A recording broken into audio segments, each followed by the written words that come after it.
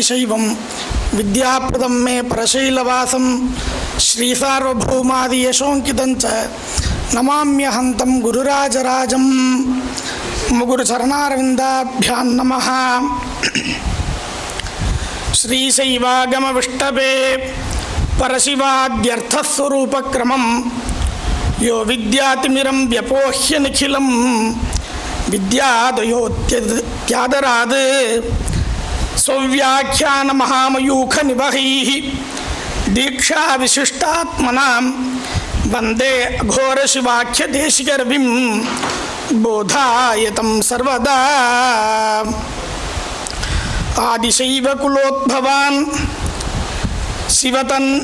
शिवतन्त्रनिष्ठगुरुतमान् पाणिनीयपरम्परागतशब्दशास्त्र सुबोधकान् श्रीकपालिसमर्चकान् गुरुपादपूजन तत्परान् सन्ततं हृदि चिन्तये ऋणसुन्दराह्वय मद्गुरून्। सद्गुरुचरणारविन्दाभ्यां नमः।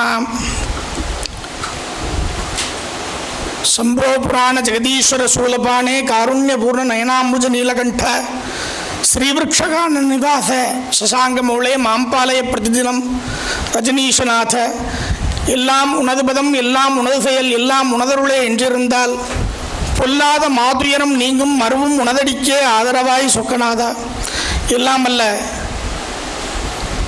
மீனாட்சி அம்பிகை உடனுரை சோமசுந்தர பெருமானுடைய திருவடிகளையும் என்னொரு சத்குருநாதருடைய திருவடிகளையும் இங்கு எழுந்து அருளியிருக்கின்ற ஆச்சாரிய பெருமாக்களுடைய திருவடிகளையும் முதற்கண் நமஸ்கரித்து எனது இந்த சாமானிய சமய தீட்சா என்ற விஷயத்தை பற்றி உங்களிடத்திலே பேசுவதற்கு முயற்சிக்கின்றேன்.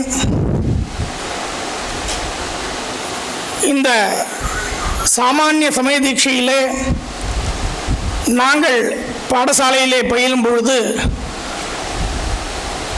எங்களுக்கு சம்ஸ்கிருத ஆசிரியரை நியமிப்பதற்கு எங்களுடைய குருநாதர் மிகுந்த சிரமப்பட்டார். அதனால் இப்போ எங்களுடைய வித்தியாலயத்திலே ஒரு 7-8 ஆண்டுகளாக சம்ஸ்கிருத வாத்தியார், ஆரம்ப காலத்தில் சம்ஸ்கிருத வாத்தியார் இருந்தார், இப்பொழுது சம்ஸ்கிருத வாத்தியார் இருக்கின்றார். நாங்கள் இருக்கிறச்ச சம்ஸ்கிருத வாத்தியாருக்கு ரொம்ப சிரமம், பாடம் நடத்துறதுக்கு எவ்வளோ சம்பளம் கொடுத்தாலும் அப்போதைக்கு சம்ஸ்கிருத வாத்தியார் இல்லை. அதனால் அடியேன் எனக்கு தெரிந்த சம்ஸ்கிருத ஞானத்திலே என்னுடைய குருநாதர் என்னுடைய பாடசாலையினுடைய மூத்த மாணவர்கள் சொல்லிக் கொடுத்த அந்த ஞானத்திலும் தேனி சித்பவானந்த ஆசிரமத்திலே 2012ஆம் ஆண்டு ஸ்ரீ அண்ணா அவர்கள் நடத்தி வைக்கப்பட்ட அந்த தீக்ஷா சிபிரத்தை கலந்து கொள்ளக்கூடிய வாய்ப்பு எனக்கு கிட்டியது. அதிலே நான் தெரிந்து கொண்டதை வைத்து இந்த சாமானிய சமய தீட்சையை பற்றி உங்களிடத்திலே பேசுவதற்கு முயற்சிக்கிறேன். அதிலே ஏதேனும் பிழை இருப்பின் பெரியவர்கள் அதை க்ஷமித்துக் கொள்ள வேண்டும் என்று பிரார்த்திக்கிறேன்.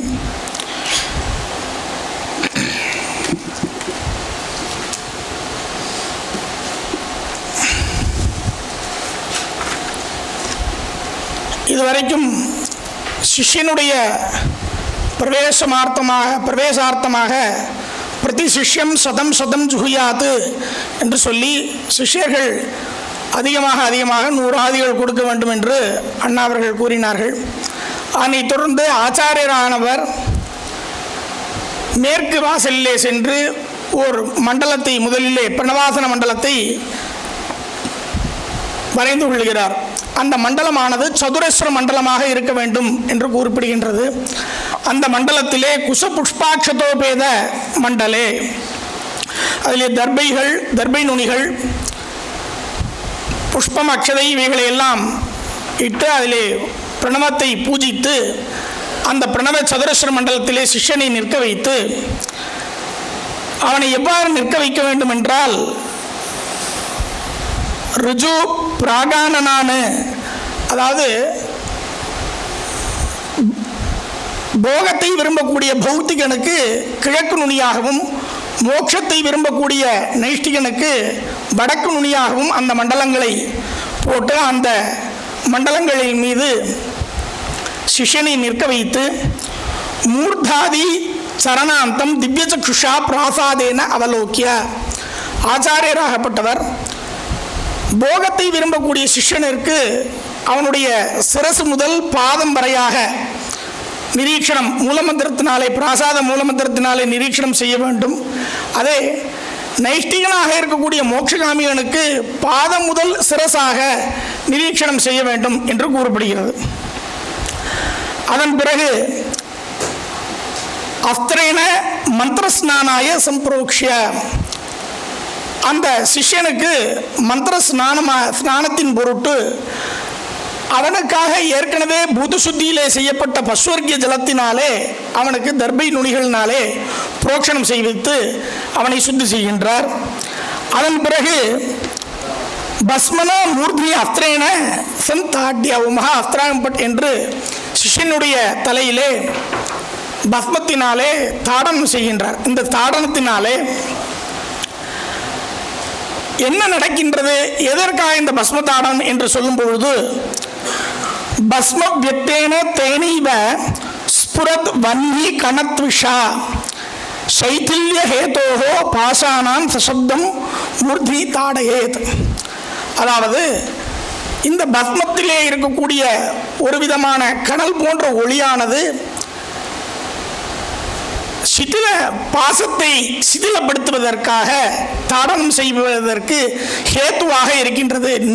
நிர்வாண தீட்சையிலே சிஷ்யனுடைய பாசங்களை சிதிலப்படுத்துவதற்கு, உடைப்பதற்கு இந்த பஸ்ம தாடனம் உதவியாக இருக்கின்றது என்று பிரபாவில் கூறப்பட்டுள்ளது. அதன் பிறகு மார்ஜனார்த்தம் அஸ்திரேன சம்பிரோக்ஷிய, அதாவது மார்ஜனார்த்தத்திற்காக மீண்டும் சுத்தி செய்வதன் பொருட்டு சிஷ்யனுக்கு புரோக்ஷணம் செய்யப்படுகிறது. அதன் பிறகு தர்ப மூலேன நாபியதஸ்தா அகமர்ஷனாயச்ச த்ரிதா த்ரிதா சமுல்லிகேத், அதாவது தர்பையினுடைய நுனியினால, தர்ப அக்ரத்தினாலே நாபேக ஊர்துவம், அவன் போககாமிகனாக இருந்தால் அவனுடைய நாபிக்கு மேலே தர்பை நுனிகளினாலே நாபிக்கு மேல் பகுதியாக 3 முறை அஸ்திராயணமாக என கீற வேண்டும். தர்பை அடியினாலே நாபிக்கு கீழாக 3 முறை அஸ்திராயணமாக என கீற வேண்டும் ஆச்சாரியர். இது போககாமியனுக்கு. இதே மோட்சகாமியனாகிய முமுட்சுவிற்கு முதலிலே தர்பை அடியினாலே நாபியினாலே 3 முறை கீழாக கீறிவிட்டு அதன் பிறகு தர்பை நுனிகளினாலே மேலாக 3 முறை கீறி அவருடைய அந்த உல்லேகனத்தை செய்ய வேண்டும்.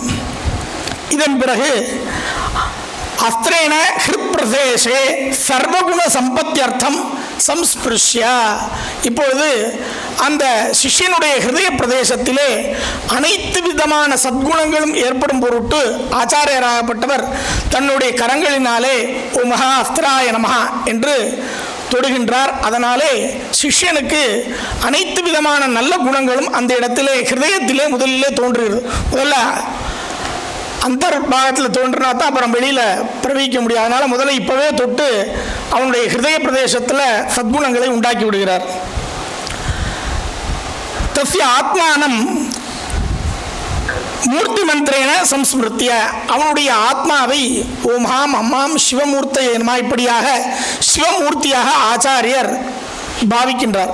இதில் முதலிலே நிரீட்சணம் அவலோகனம் செய்யும் பொழுது நயன தீட்சையானது அண்ணா செங்கல்பட்டு வாத்தியார் அண்ணா சொன்னது போல முதலிலே உண்டான நயன தீட்சையானது இந்த இடத்திலே நடைபெற்று விடுகின்றது.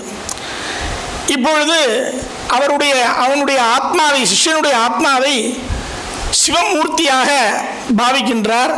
அதன் பிறகு தச்சரீரே சம்ஹிதாமின்யசிய, அவனுடைய சரீரத்திலே சம்ஹிதா மந்திரங்களை சொல்லி நெசிக்கின்றார். இதனாலே அவனுடைய அவயவங்கள் எல்லாம் சிவ சம்பந்தமான தேகமாக மாறி யாகசாலைக்கு பிரவேசம் பண்ணுவதற்குண்டான யோக்கியதாம்சத்தை அந்த தேகமானது அடைந்து விடுகிறது. அதன் பிறகு தன் மஸ்தகே சிவம் சம்பூஜ்ய, அவனுடைய தலையிலே ஓம் ஹாமும் சிவாய நமஹா என்று ஆச்சாரியர் பூஜை செய்கின்றார். இந்த பூஜையினாலே முழுக்க சிஷ்யனாகப்பட்டவன் சிவஸ்வரூபமாகவே மாறிவிடுகின்றான். இப்பொழுதுதான் அவனுக்கு யாகசாலையை பிரவேசிக்கக்கூடிய யோகியதை உண்டாகின்றது.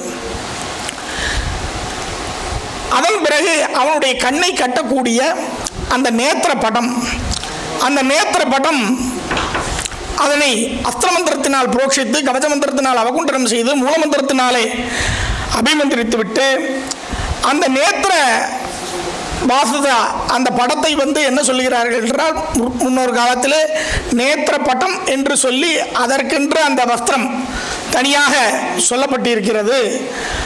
அப்படி என்று அது தனி நேத்திர படம் என்றதே ஒரு வஸ்திரம்.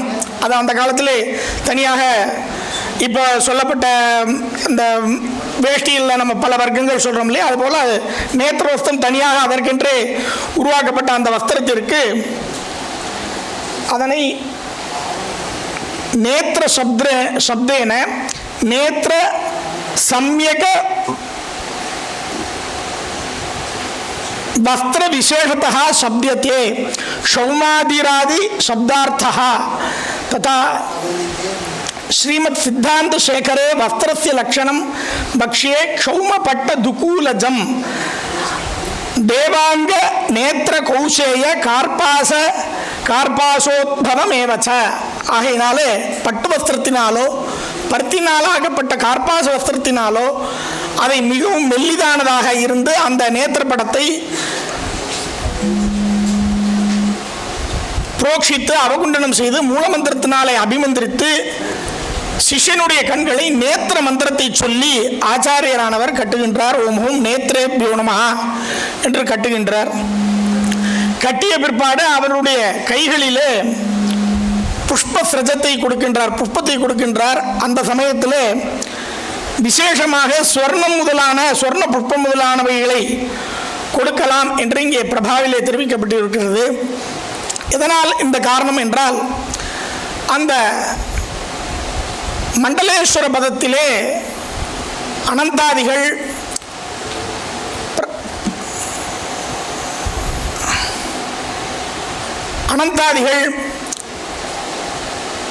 ஹிருதயாதிகள் சம்மிதா தேவர்கள் அனந்தாதிகள் நந்தியாதிகள்லாம் இருக்கா. ஒவ்வொரு பதத்திலையும் ஒவ்வொருத்தர் இருக்கா. அந்த புஷ்பமோ அந்த ஸ்வர்ண குசுமமோ போய் அந்த பதத்திலே இருக்கக்கூடிய ஒவ்வொரு கட்டத்தில் விழுறச்ச அந்தந்த பேரை அவளுக்கு ஸ்புரிக்கணும் அப்படிங்கிறதுக்கு புஷ்ப சிரஜம் நிறையா பூ கொடுத்தா அது எல்லா இடத்துலையும் சதறி போய் அவனை எந்த இடத்துல அவனுடைய நாமதேயம் விழுந்தது அப்படிங்கிறத சொல்கிறதுக்கு சிரமப்பட்டு போயிடும். அதனால் காரணார்த்தமாக ஸ்வர்ண குசுமம் அல்லது ஸ்வர்ண மோதிரம் இதெல்லாம் கொடுக்கறத இப்போ பழக்கத்தில் வச்சுட்டு இருக்கா. அதன் பிறகு ஆச்சாரியர் தன்னுடைய ஹஸ்தத்தினாலே மெதுவாக சிஷ்யனுடைய கைத்தலங்களை பற்றி அவனை பிரதட்சண கிரமமாக மேற்கு வாசல் வழியாக உள்ளே அழைத்து வருகின்றார். ஏன் இதை கிழக்கு வாசல் வழியாகவோ வடக்கு வாசல் தெற்கு வாசல் வழியாகவோ கூட்டிகிட்டு வரக்கூடாதா அப்படின்னு கேட்கும் பொழுது, ரெண்டு சத்யோஜாத வாசல், சத்யோஜாத முகம், அது வழியாக தான் நமக்கு அனுகிரகம் கிடைக்கும். ஆகவே மேற்கு வாசல் வழியாகத்தான் சிஷ்யனுக்கு அந்த பாச விமோசனம் பெற்று சிவதத்துவ நிலை கிடைக்க வேண்டும் என்ற காரணத்தினாலே மேற்கு வாசல் வழியாக சிஷ்யனை அனுகிரகார்த்தமாக ஆச்சாரியர் அழைத்து வருகின்றார். அதே சமயத்திலே ஸ்ரீ அண்ணா அவர்கள் கூறியது போல தேவர்களும் பிரம்ம விஷ்ணுக்கள்லாம் கூட மேலே தவறு பண்ணியிருந்தா கூட தங்களுடைய பிராயச்சித்தத்திற்கு இந்த பூமிக்கு சுவாமியை பூஜை பண்ணணும், அதனால தான் இந்த கலைக்கு நிவர்த்தி கலை என்று பெயர் அப்படின்னு சொன்னார் ஸ்ரீ அண்ணா அவர்கள். அதனால் நிவர்த்தி கலை வழியாக கூட்டின்னு வரும்பொழுது சமஸ்தமான பாப பாசங்கள்லேருந்து நிவர்த்தியாகி சிவதத்துவம் அவனுக்கு சித்திக்கட்டும் அப்படிங்கிற காரணத்திற்காகத்தான் ஆச்சாரியராகப்பட்டவர் மேற்கு வாசல் வழியாக பிரதட்சிண கிரமமாக கூட்டி கொண்டு ஸ்தண்டிலேஸ்வரனுடைய தெற்கு பக்கத்தில் அவனை வடக்கு முகமாக நிற்க வைத்து, மிக அருகாமையில் அங்கே நிற்க வைத்து, அப்பொழுது அந்த சிஷ்யனுடைய நேத்திர படத்தை அவிழ்க்கின்றார். அது வரைக்கும் கண்ணு திறக்கப்படாது. புஷ்பத்தை முதல்ல போட சொல்லிடுறார் ஆச்சாரியர். சிஷ்யன் முதல்ல அந்த புஷ்பத்தை அந்த ஸ்தண்டலத்தில் உள்ள மண்டலேஸ்வரர்கிட்ட போட்டுடுறார். அதன் பிறகு ஆச்சாரியர் சிஷ்யனை பார்த்து சொல்கிறார்,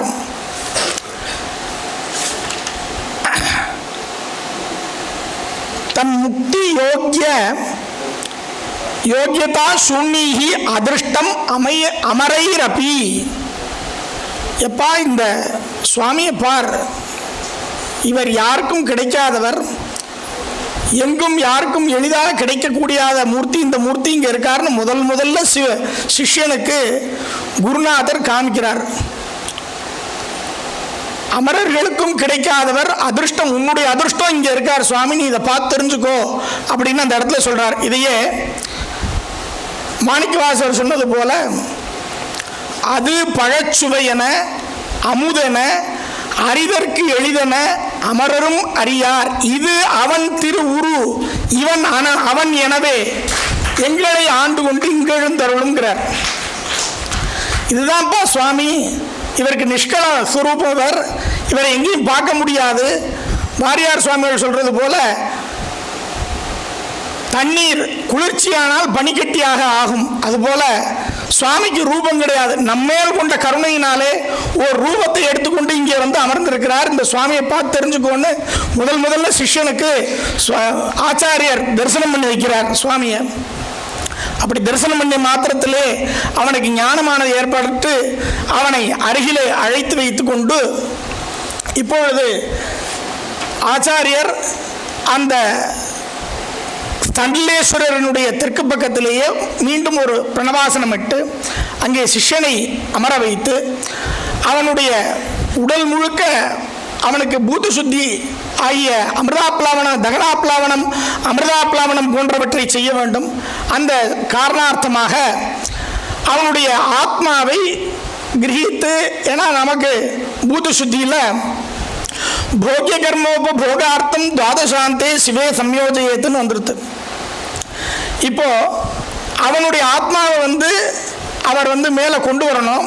ஆனால் அவனுக்கு இன்னும் தீட்சை ஆகலை. ஆகையினால அவனுடைய ஆத்மா உடம்பு பூரா பரவி இருக்கிற ஆத்மாவை அவனுடைய ஹிருதய கமல கர்ணிக்கையில் நிருத்திய ஹிருதய கமல கர்ணிகாயாம் நிருத்திய, உடம்பு பூரா ஆத்மா வியாபிச்சிருக்கு, அதை எல்லாத்தையும் சம்ஹார முத்திரையினால எடுத்து ஹிருதய கமல கர்ணிகாயாம் நிருத்திய சம்ரக்ஷிய, அந்த இடத்த சம்ரக்ஷணம் பண்றார். தாரணாதிபிர் விசோத்திய, சிஷ்யனுக்கு சூக்ஷ்மமா பூத சுத்தி, தகனாப்லாவனம், அமிர்தாப்லாவனம் போன்றவற்றை செய்து அதன் பிறகு ஆச்சாரியர் தன்னுடைய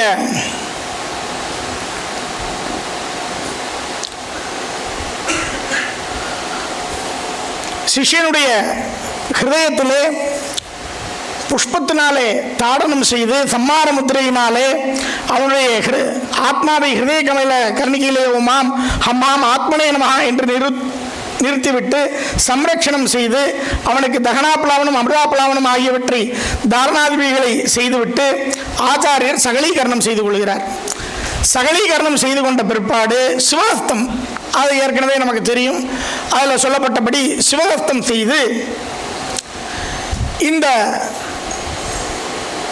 சிவஹஸ்தத்தை சிஷ்யனுடைய தலையிலே இங்கே தேஜோரூபம் தியாத்வா பிராசாதோச்சாரேன சக சம்ஸ்கார அனுகுணம் பிந்து பிரம்மபில துவாதசாந்தம் நீத்வா.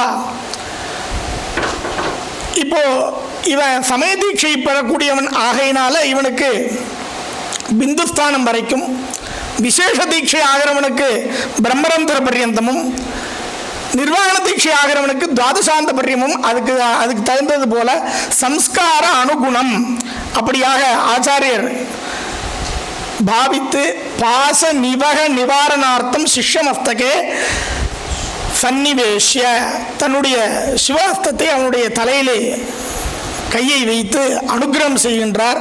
இதனாலே இரண்டாவதாக சொல்லப்பட்ட ஸ்பர்ஷ தீட்சையானது இந்த இடத்திலே நடைபெறுகின்றது. அதன் பிறகு சிவ மந்திரம் உச்சரன், மூல மந்திரத்தை சொல்லி அவர் தலையில கை வச்சதுக்கு பிற்பாடு சர்வாங்க லாபனஞ்ச குறியாத், அவனுடைய உடம்பு பூரா பாதத்திலிருந்து உடல் தலை வரைக்கும் அந்த சிவாஸ்தத்தினாலே வருடி உடல் எல்லாத்தையும் சிவமயமாக அனுகிரகம் பண்ணுகின்றார்.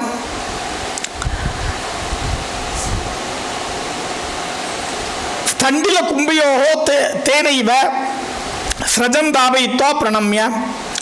அதாவது இவனை எழுந்திருச்சு நீ சிவஸ்வரூப சுவாமிக்கிட்ட போகிறதுக்கு உண்டான யோக்கியம் வந்துடுது, இப்போ போய் நீ சுவாமிக்கு புஷ்பம் சாத்துன்னு முதல்ல ஸ்தண்டிலத்தில் உள்ள மண்டலேஸ்வரருக்கும் கும்பத்தில் உள்ள யாகேஸ்வரருக்கும் சிஷ்யனால் புஷ்பத்தை பிரதட்சிணமாக முதல்ல ஸ்தண்டிலேஸ்வரருக்கு சாத்திட்டு பிரதட்சிணமாக யாகேஸ்வரருக்கு சாத்தி பிற்பாடு தனக்கு வலப்பக்கத்தில் மறுபடியும் ஒரு பிரணவாசனம். ஆச்சாரியர் குண்டத்துக்கு நேராக உட்கார்ந்துருக்கிறார். அவருக்கு வலது பக்கத்தில் மீண்டும் ஒரு மண்டலத்தை போட்டு அந்த மண்டலத்தில் வழக்கம் போல் அந்த குச புஷ்பாட்சதைகளெல்லாம் வச்சு சதுரஸ்ர மண்டலம் பண்ணி அதன் மேலே சிஷ்யனை அமர வைத்து தர்ப மூலமந்திரேன சிஷ்ய கரத்தலே தத்வா, தர்பையினுடைய அடிப்பகுதியை சிஷ்யனுடைய கையிலே மூலமந்திரத்தை சொல்லி ஓம் சிவாய நமஹன்னு அவனை பிடிச்சிக்கப்பா அப்படின்னு சொன்னால் அந்த நுனியை எடுத்து ஆச்சாரியர் தன்னுடைய முழங்கால் சந்தில் இடுக்கி கொண்டு இதனாலே ஆச்சாரியருக்கும் சிஷ்யனுக்கும் சம்பந்தம் ஏற்படுகின்றது. குஷச்சலைன பிசுந்து நிபாம் சிஷ்யநாடியும் பிங்கலையா வினிசிருத்தி. இப்போ இவா ரெண்டு பேருக்குமே சம்பந்தம் இருக்குது. அப்போது இந்த சம்பந்தத்தினால முதல்ல சிஷ்யனுடைய பிங்களா இடது பக்கம் இருக்கிறது இடா நாடி, வலது பக்கம் இருக்கிறது பிங்களா நாடி. ஆச்சாரியர் தன்னுடைய சுஷும்னா நாடி வழியாக இவா ரெண்டு பேருக்கும் அந்த சம்பந்தம் ஏற்பட்டு போயிடுத்து.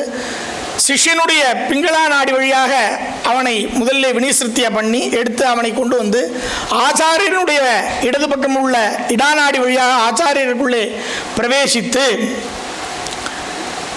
ஸ்வநாட்யா இடையா பிரவிஷ்ய விலீனமிதி பாவிய, தனக்குள்ள ஒரு அவனை தன்னோட சேர்த்துக்கிட்டார். தன்னுடைய ஆத்மாவோட தன்னுடைய சுஷும்னா நாடியும் அவனுடைய சுஷும்னா நாடியும் ஒன்றாக கலந்ததாக பாவித்து சிவானுனா ரேச்சகேன சிவ மந்திரத்தை சொல்லி ரேஜகத்தினால வெளியேறி வினிசிருத்திய சிஷ்ய ஹிருதயம் தத் பூரகேன பிரவிஷ்ய, மறுபடியும் அவனுடைய இடாநாடி வழியாக இடது நாசி வழியாக அவனுக்குள்ளே பிரவேசித்து மீண்டும் ரேச்சகமாகி ஆச்சாரியர் இடத்திலே வந்து சேருக. இதனால் என்னென்னா முதல்ல சிஷ்யனிலிருந்து வெளியில் வந்து ஆச்சாரியருக்குள்ளே வந்து மூலமந்திரத்தை சொல்லி வலநாசி வழியாக கீழே போய் சிஷ்யன்ட்டு போய் திருப்பி ஆச்சாரியர்கிட்ட வந்துட்டு ஒரு ரவுண்டு மாதிரி ஃபார்ம் ஆகிடுது. ஆச்சாரியருக்கும் சிஷ்யனுக்கும் ஒரு பந்தம், ரெண்டு பேருக்கும் பிரிக்க முடியாத ஒரு பந்தம் இந்த இடத்துல ஏற்பட்டு போயிடுது. இந்த பந்தத்தினால நாடி சம்பந்தமான விஷயங்கள் இதெல்லாம் இருக்கிறதுனால யோகாபியாசத்தினால யோக தீட்சை இந்த இடத்துல நடந்து போயிடுறது. மானச தீட்சை இந்த இடத்துல நடந்து போயிடுறது. அதோட ஏவம் கும்பஸ்தண்டில வன்னீசைஹி அப்படி நாடியும் சிந்தாய. இப்போது ஸ்தண்டிலேஸ்வரருக்கும் குண்டத்துக்கும் யாகேஸ்வரருக்கும் எல்லாத்துக்கும் மூலம் நாடி சிந்தானங்களை போட்டு அந்த நாடி சிந்தான நிமித்தமாக 3 ஆகுதிகளை யாகசாலையிலே கொடுத்துவிட்டு சிவஹஸ்த 3 ஆகுதிகளை கொடுத்துவிட்டு ததா சிஷ்ய சிரசி சம்ஹிதையா சம்பாத ஹோமம் கிருத்வா. இப்போ நாடி சிந்தானம் போட்டதுக்கப்புறம் சிஷ்யனுடைய தலையில் சம்பாத ஹோமத்தை செய்ய போகிறா ஆச்சாரியர்.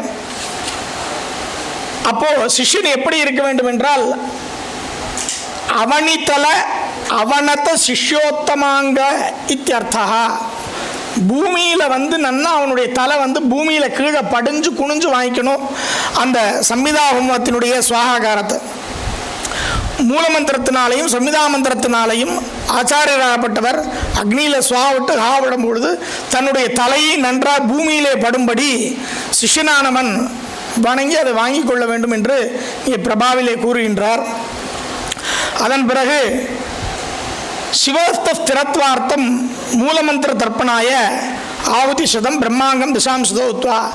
இந்த சிவாஸ்தத்தினாலே ஸ்பரிச தீட்சையினாலே சிஷ்யனுக்கு ஆச்சாரியரானவர் அனுகிரகம் செய்தார் இல்லையா, அந்த சிவாஸ்த ஸ்திரத்துவத்திற்காக 108 ஆகுதியும் மூலமந்திரத்தினாலே திசாம்சுத பிரம்மாங்க மந்திரங்களினாலே ஆகுதிகளையும் கொடுத்துவிட்டு பூர்ணாவதி செய்து மேற்படி இந்த தீட்சையிலே ஏதேனும் பிழை ஏற்பட்டிருந்தால் பிராயசித்தார்த்தமாக மறுபடியும் 108 ஆகுதி கொடுத்து பூர்ணாவதி செய்து அந்த இடத்திலேயே ஆச்சாரியருக்கும் சிஷ்யனுக்கும் சம்பந்தம் நாடி சந்தானம் இருக்கிறது. ஆச்சாரியருக்கும் குண்டத்திற்கும் இருக்கிறது. குண்டத்திற்கும் தண்டிலேஸ்வரருக்கும் கும்பத்தில் இருக்கக்கூடிய யாகேஸ்வரருக்கும் நாடி சந்தானம். இப்படி அனைவரோடும் சம்பந்தப்பட்டு இருக்கக்கூடிய அந்த இடத்திலேயே மந்திரானு உபதிஷ்ய, அந்த இடத்திலே மந்திரங்களை பஞ்சாட்சரத்தை அந்த சிஷ்யனுடைய காதிலே சொல்லி, இந்த இடத்துல ஸ்திரீகளுக்கு இடது பக்கத்திலும் புருஷாளுக்கு வலது பக்கத்திலும் என்று இருக்கின்றது. அந்த வகையிலே பஞ்சாட்சர உபதேசத்தினாலே வாசக தீட்சையும் இனிமேல் ஒழுங்காக அனுஷ்டானங்களை செய்ய வேண்டும், எப்படி ஆகமங்களை படிக்க வேண்டும் என்று சொல்லக்கூடிய இதிலே சாஸ்திர தீட்சையும், இப்படியாக அண்ணா அவர்கள் சொல்லியது போல அனைத்து தீட்சைகளும் இந்த ஹௌத்ரி தீட்சையான இந்த சமய தீட்சைக்குள்ளேயே உட்பட்டுவிட்டு, இதிலே அந்த புஷ்பம் போடும்பொழுது இப்போ பெரும்பாலும் ஈசானா சத்யோஜாதம் தத்புருஷம் அகோரம் வாமதேவன் சத்யோஜாதம் தான் சொல்லின்னு இருக்கோம் நம்ம. ஏன்னா அந்த ஒவ்வொரு கட்டங்கள்லையும் எங்கெங்கே என்னென்ன தேவதைன்னு சொல்கிறதுக்கு ரொம்ப சிரமப்படுறதுனால. ஆனால் அந்த காலத்தில் அது எங்கே ஹிருதயம், எங்கே சிரசு, எங்கே சிகை, எங்கே கவச்சம், எங்கே நேத்திரம், தர்ம ஞான வைராகியர், அதனால தான் தர்ம சிவர்னு இருக்கார், ஞான சும்ப சிவாச்சாரியார்னு இருக்கார், ஹிருதய சிவர், சிகா சிவர் வாழலாம் இருக்கான்னு சொல்லி நம்ம பார்க்குறோம். ஆகையினால இந்த இடத்துல ஆதிசீவரோ அல்லது விப்ராளுக்கோ தீட்சை ஆகும்பொழுது அவர்களுடைய பேரோடு ஈசான சிவர், ஈசான சிவஹா, தத்புருஷ சிவஹா என்றும், வேற ராஜாக்கள் போன்றவர்களுக்கு க்ஷத்திரியர்களுக்கு ஈசான தேவஹா, தத்புருஷ தேவஹா, அகோர தேவஹா என்று அவர்களோடு பேரோடு சேர்த்தும், மற்றவர்களுக்கு வைசியாதி முதலானவர்களுக்கு ஈசான கணஹா, தத்புருஷ கணஹா என்று ஒவ்வொருவருடைய பேரோடு கணங்களையும், இதே ஸ்திரீகள் அந்த இடத்திலே வரும்பொழுது விப்ர ஸ்திரீகளாக இருக்கும்பொழுது ஈசான சிவசக்தி, தத்புருஷ சிவசக்தி, அகோர சிவசக்தி என்றும், அதே போல க்ஷத்ரிய ஸ்திரீகளுக்கு ஈசான தேவசக்தி, தத்புருஷ தேவசக்தி என்றும், அதே போல வைசியாதிகளுக்கு ஈசான கணசக்தி, தத்புருஷ கணசக்தி என்றும் ஒவ்வொருவருக்காக அந்த பெயர் ஆகமங்களிலே விசேஷமாக குறிப்பிடப்பட்டு உள்ளது. இது எல்லாமே அனைத்துமே ஆச்சாரியர் என்ன சொல்கிறாரோ அதுதான் அந்த இடத்துல. பூ அங்கே விழுந்துருத்து நீங்கள் எனக்கு ஈசானம் கொடுக்கல, தத்துவம் கொடுக்கலன்னு சொல்ல முடியாது. அந்த இடத்துல ஆச்சாரியர் என்ன சொல்கிறாரோ அதுதான் அப்படிங்கிறத முழுசாக சிஷ்யன் ஏற்றுக்கணும். அப்படிப்பட்ட சிஷ்யனுக்கு தான் அந்த இடத்துல தீட்சை கொடுக்கணும். நாம் அனைவரும் இந்த தீட்சையினாலே என்ன தெரிந்து கொள்ள வேண்டும் என்றால், ஒவ்வொருவரும் சைவ சமயத்துக்குள்ளே பிரவேசிப்பதற்கு இந்த சமய தீட்சை ஒரு யோக்கியதையை தருகின்றது. விசேஷ தீட்சை பெறுவதற்குண்டான யோக்கியதையும் தருகின்றது. ஆச்சாரியர்களுடைய பூஜைக்கு, குரு பூஜைக்கு கைங்கரியம் பண்ணுவதற்கு யோக்கியதையை தருகின்றது. நம்முடைய பஞ்சாட்சரம், சாமான்யமாக பஞ்சாட்சரத்தை ஜபம் செய்வதற்கும் ஆலயத்திலே சென்று கைங்கரியத்தை செய்வதற்கும் இந்த சமய தீட்சையானது யோகியை தருகிறது என்று சொல்லி வாய்ப்பளித்த எனக்கு உங்களுடைய என்னுடைய சாஷ்டாங்கமான நமஸ்காரங்களை தெரிவித்துக் கொண்டு விடைபெறுகிறேன். நன்றி, வணக்கம்.